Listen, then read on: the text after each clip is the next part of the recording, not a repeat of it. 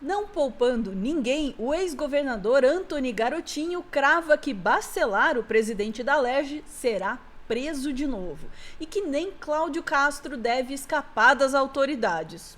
Será? O que ele tá sabendo? Vamos pensar sobre isso agora com o Pedro Zambarda no Plantão do Meteoro. Bora lá.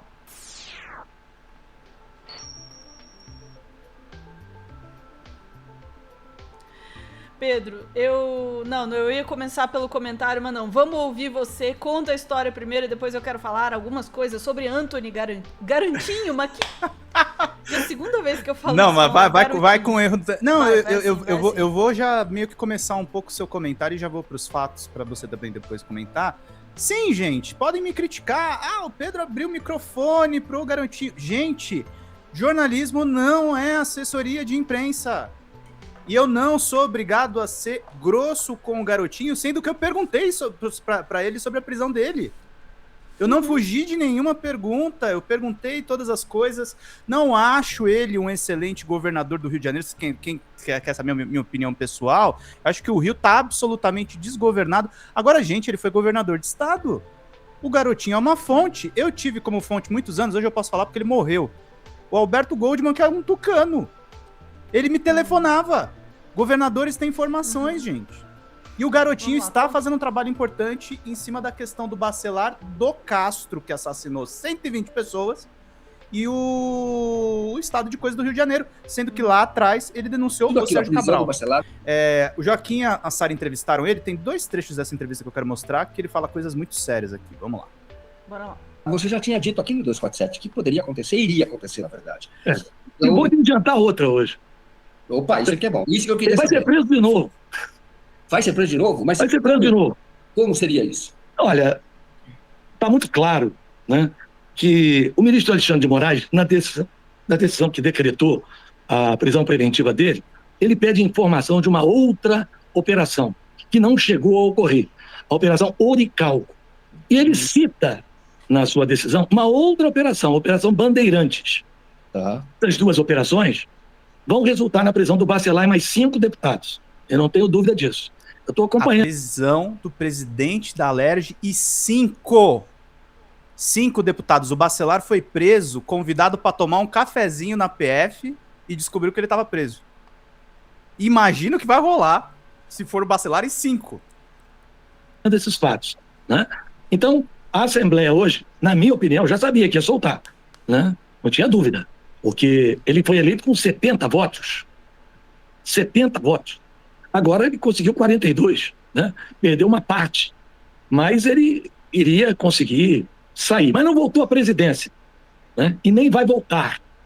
Porque eu acho que nas próximas horas, quem sabe, né? Amanhã, quinta-feira, nós vamos ter outras operações da Polícia Federal que já deviam ter acontecido, né? Mas, às vezes, os fatos atropelam e você tem que tomar uma decisão como foi essa, de prender o Bacelar por obstrução de justiça, né? Mas eu creio que a situação da Assembleia vai piorar mais ainda. Então, para fazer uma demarcação de tempo, o que vai acontecer rapidamente eram coisas que já estavam programadas. Tá. Agora vai vir uma nova fase, a fase do telefone do Bacelar. Por quê? Já foi apreendido, né? Sim. 3 telefones. Sendo que um telefone não era usado como telefone. Ele era usado como agenda. Então, tudo que ele tinha que pagar, os acertos políticos dele... O cara salvou as contas no celular. As pessoas que ele mantinha algum tipo de relação, muitas vezes não republicana, né? Está tudo anotado ali. Inclusive, nomes de policiais, gente do judiciário, né? Então, a coisa não vai ser brincadeira, mas essa é uma outra etapa que não tem a ver com essas prisões que, a meu ver, vão acontecer. Por coincidência, eu desculpe com você e com a Sara de não citar nomes, mas os 5 deputados que eu acho que vão em cana votaram todos a favor dele hoje. Né? E assim, Sofia, Ana, o Garotinho está sendo acusado de receber informação privilegiada. Recebendo informação privilegiada ou não, isso é ouro. E aí ele fala, a gente está falando do presidente da Câmara, que tem relação com o TH Joias, que teve compra de helicóptero, que tem o Comando Vermelho, que é o que o garotinho fala sobre o Comando Vermelho, é o varejo do tráfico. Não tô nem falando do atacado, que é o PCC. Aí ele fala do governador Cláudio Castro. E o que ele fala sobre o Cláudio Castro não é muito bonito, não. Vamos pegar aqui. Isso. E o Bacelar vai ser preso de novo. Rapaz, esse celular do Bacelar, ele vai dar um livro. Porque ele construiu uma rede de corrupção espalhada pelo Estado a partir da Assembleia gigantesca. Algumas pessoas que já tiveram a oportunidade de olhar, porque ele não quis dar a senha. A Polícia Federal teve que quebrar a senha. E entrou. Então já teve gente que deu uma olhadinha lá. Tinha uma página, inclusive, muito curiosa, que é a página onde ele monta um possível secretariado dele, se ele fosse governador na saída do Cláudio Castro para ser candidato, né? Então tem uma página onde ele já descreve o secretário. Tem outra página onde ele fala de um desembargador do Rio de Janeiro, né? Tem outra página onde ele cita policiais, né? Tem, assim, vamos esperar, porque o negócio é muito pesado. Cláudio Castro pode ser preso também? Eu não tenho dúvida. Eu tinha dúvida se ele ia ser preso, mas depois que eu soube da história que está rolando no celular, eu acho que dificilmente ele não será preso. Olha só. Porque o celular do Bacelar, sim. Tem o tráfico. Me disseram, eu vou falar para você, assim, tem uma lista de valores na frente e que tem escrito recebido, entregue e a entregar. E embaixo, 01.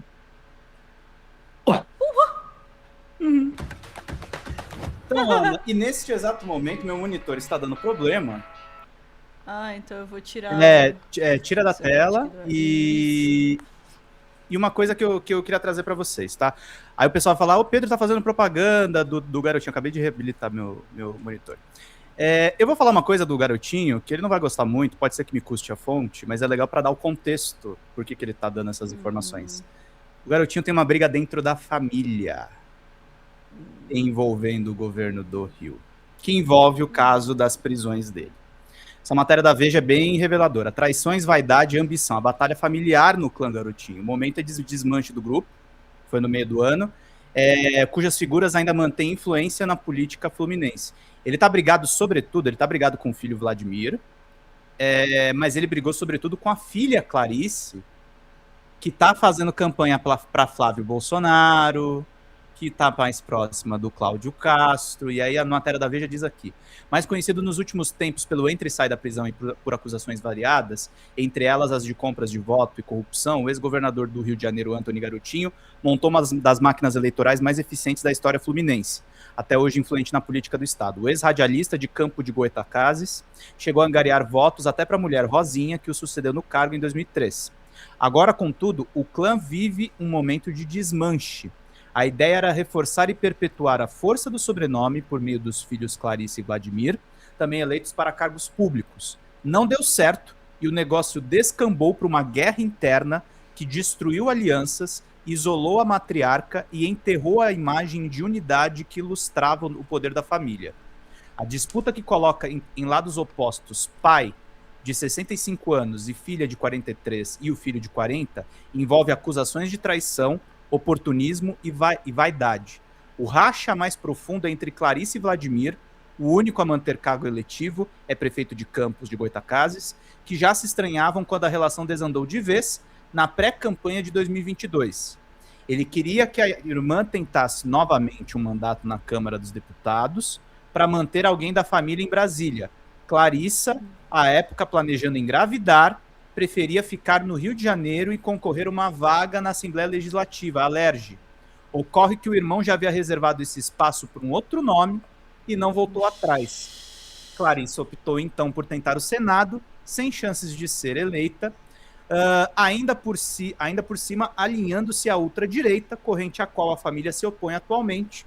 Ela não aceitou dividir espaço, agora ela não está em composição política nenhuma e acabamos sem ninguém na Câmara, criticou Vladimir em entrevista à Veja. Clarissa, por seu lado, também, em conversa com a reportagem, acusa o irmão de ter conspirado contra ela nos bastidores e de sofrer crises de ansiedade desencadeada pelas brigas. A reunião familiar que selou sua escolha de não lançar a Câmara, relata, foi marcado por gritos e portas batendo. Vladimir chegou a comentar com outras pessoas que era um absurdo alguém abrir mão de uma candidatura por conta de um filho.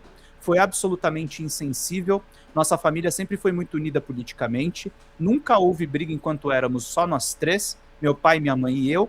E agora ele quer liderar sozinho, desabafa e profetiza. A soberba precede a ruína. Eles estão numa guerra interna, Ana, entendeu? Uhum. E a questão é, o garotinho vai falar o que ele achar necessário e for verdade, e tá sendo verdade, porque tá embasando operações da Polícia Federal, para prejudicar quem provocou o racha dessa família. Uhum. E aí entra numa coisa, gente. Eu não sou amigo do Antônio Garotinho. Eu não sou amigo de nenhum entrevistado meu. Minha missão aqui é trazer informações para vocês. O cara tá falando. Inclusive, eu até corro o risco nesse corte ele olhar isso aqui e falar, pô, o Pedro me ferrou aqui, mas eu só tô contando informações que são públicas. Então é isso, gente, é jogo de interesse. Como é que vocês acham, por exemplo, uma história que eu sempre escutei, como é que vocês acham que a suposta compra de votos, vou me rasguardar juridicamente, suposta compra de votos para a reeleição do Fernando Henrique Cardoso, como é que ela foi denunciada? A base do Fernando Henrique denunciou ele. Sim. A política se faz nas grandes traições também, gente. Esse era um ponto que eu queria endereçar aí, né? A gente, na história do país, a gente tem mesmo, de fato, grandes traições, né? Pensar até os Collor, né? A gente tem informação de dentro. Aliás, o próprio Mauro Cid, né?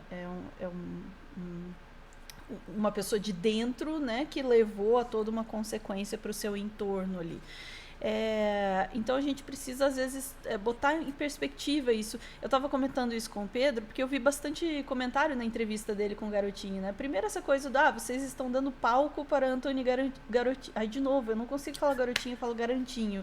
Eu não sei o que está acontecendo comigo. Não faz o menor sentido, mas enfim. Uhum. Vocês estão dando palco para ele, estão dando voz para ele. Sinceramente, não somos nós que vamos dar palco para um cara que foi governador do Rio de Janeiro, né? Sinceramente, assim. E por outro lado, é interessante a gente prestar atenção exatamente nisso. A gente não chama para entrevista necessariamente a pessoa porque a gente admira ela, e não estou falando, né, nem especificamente desse caso, mas a gente, claro, muitas vezes a gente chama pessoas para entrevista porque a gente admira, porque a gente quer dar visibilidade, isso também acontece, mas nem sempre a entrevista tem essa função. Muitas vezes você precisa entender o que é que a pessoa está dizendo, e este é o meu ponto. Antônio Garotinho está servindo, e está servindo muito, tá? E a gente precisa prestar atenção. Eu acho legal que o Pedro mostra aí uma possível motivação para o que ele está servindo, mas o ponto ele está servindo aí, e quando ele diz Bacelar vai ser preso de novo, vai levar mais 5, é bom a gente prestar atenção, porque este cara sabe do que ele está falando. Ele está envolvido ali num submundo e uns bastidores ao qual nós não temos acesso. Então, às vezes, é preciso perguntar e é preciso conversar com algumas pessoas com as quais necessariamente você não quer ter aí uma relação de amizade, né? Mas você precisa conversar com elas, e às vezes você precisa escutá-las também com polidez e com educação, porque elas estão passando uma informação que é importante pra gente também. Nem tudo no jornalismo é muito salubre, não, viu? Não, eu passo por poucas e boas para fazer esse trabalho humilde para vocês. E até falar uma coisa, Ana, em nome do Meteoro, eu acho que você concorda com isso. A gente também não nasceu ontem. O Garotinho repostou a nossa entrevista com os créditos no canal dele. É claro que ele vai usar isso politicamente, gente. Isso tá estampado. Ele tá planejando um retorno na política. E é o jogo de jornalista e fonte, gente. Eu sei do risco que eu tô trazendo. Repito mais uma vez, não acho que ele é exemplo de governador. Não acho mesmo. Não. Tô falando isso pros cariocas, inclusive, pra galera que tá puta. Tipo, não acho, mas eu tenho que conversar com ele. É uma abordagem que a gente não tem com tanta frequência, assim, e o outro lado dessa abordagem seria, por exemplo, trazer figuras cada vez mais abjetas, assim, não. Né, e aí lucrar meio no bait dessa coisa. Não é exatamente, né, nesse sentido. É avaliar qual é a informação que vem dessa entrevista e entender se essa informação é importante para o que a gente precisa saber ou não. Menos sobre a indignação e mais sobre a informação, que é o nosso carro-chefe aí. Enfim, mas não é no sentido de defender a entrevista do Garotinho, mas de chamar a atenção, porque eu gostaria muito que as pessoas vissem a entrevista e vissem o quanto essa informação que está ali dentro, e agora reaparece aí também, ela é importante, ela é interessante e a gente precisa ficar ligado nela também. Vamos lá. Ficamos por aqui e voltamos em instantes para mais assuntos do dia. Beijos.